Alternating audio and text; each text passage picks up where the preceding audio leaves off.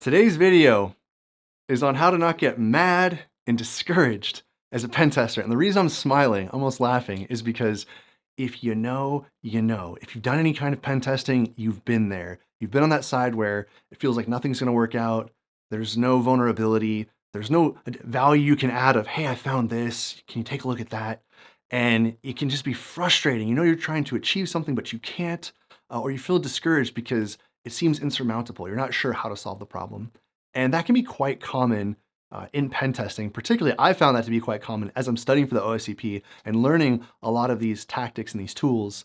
And I just want to share this one tip with you today that I think can help you to rephrase your approach to pen testing that can help you level up your thinking and not get so mad and discouraged. So here's my tip for you today is in psychology, they have this idea of perceived difficulty. And you could have two people looking at the same task, and they'll have just a different level of perceived difficulty of that task. Part of it is going to be their background. Do they have experience doing this activity before?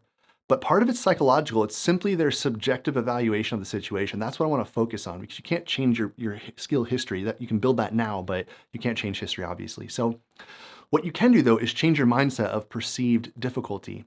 Think of it like this. Here's another example of how this could be understood.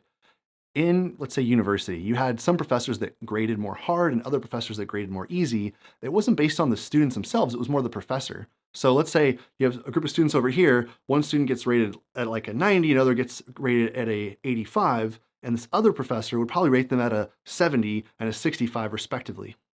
It's not that the relative difference between the students is that big, it's just that the professors themselves rate differently. It's actually called idiosyncratic rating bias. It's a real thing. Some people are just harder graders and some are easier graders.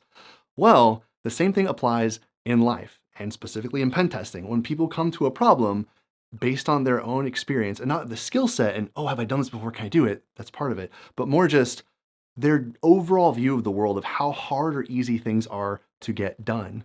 And people that tend to be more successful tend to have this lower perceived difficulty when they come to a task. When they come to a task, they don't immediately say, oh man, it's gonna be so hard. I don't think I'm gonna be able to get it done. This seems impossible, and start negatively talking to themselves. But they talk positively, hey, I can get this done. I think I can do this. I'm gonna try this. Let's see where this goes. And so part of the things you say, your words and your thoughts, which are connected, have a big part to play in this. So when you come to a challenge that you can't get past, instead of saying, I don't get this, you can say, I don't get this yet.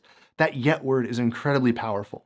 It helps you step back and say, you know what? I don't have this today. I don't have it right now. I might need to watch another, 1 hour walkthrough on this. I might need to try another example. I might need more explanation. I might need to talk with another person. But it's not making it this end all be all. I have to know it and I have to know it right now. Okay, so having said that, I just want to balance it with, you might, in changing your mindset, if you do this, it's all for the better, I believe, overall. But you might end up biting off more than you can chew. Hey, oh, he's on the boat, he's on the boat. I'll give a personal example. When I was getting into ultra distance running, I had never run anything over a marathon. I'd never even run a marathon before. And I said, you know what? I'm going to do a 100-kilometer trail race. I'm gonna sign up for it and get in shape and let's go for it. So the first trail race, the first ultra distance race I signed up for was a 100-kilometer trail race in Malaysia called The Most Beautiful Thing. Well, to be honest, it was the most painful thing. It was beautiful, it was painful, it was both. And I only finished 15 kilometers, 50, and I was not able to finish the race. But if I didn't make that big commitment, I would have never gotten into it. And if I didn't have that mindset of, no, I can do this, it's possible, it's achievable, I can get it done, I just need to train enough, then I would have never signed up and I would never would have made it that 50 kilometers. So I want to challenge you, if you're interested in pen testing, or if you're interested in a particular tool or a particular approach, you're like, hey, I want to get into how to disassemble things, how to reverse engineer things. That's been so daunting for me.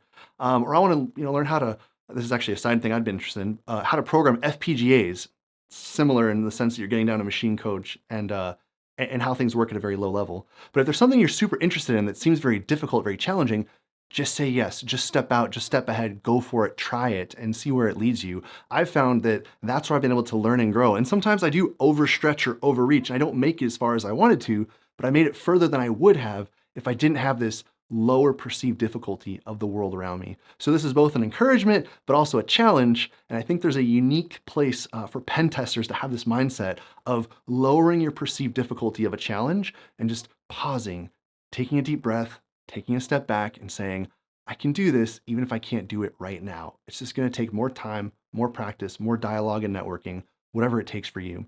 So try that. You will be a lot less mad as you're pen testing, and you'll also be a lot less discouraged when you're pen testing. So give it a shot. Let me know how it goes.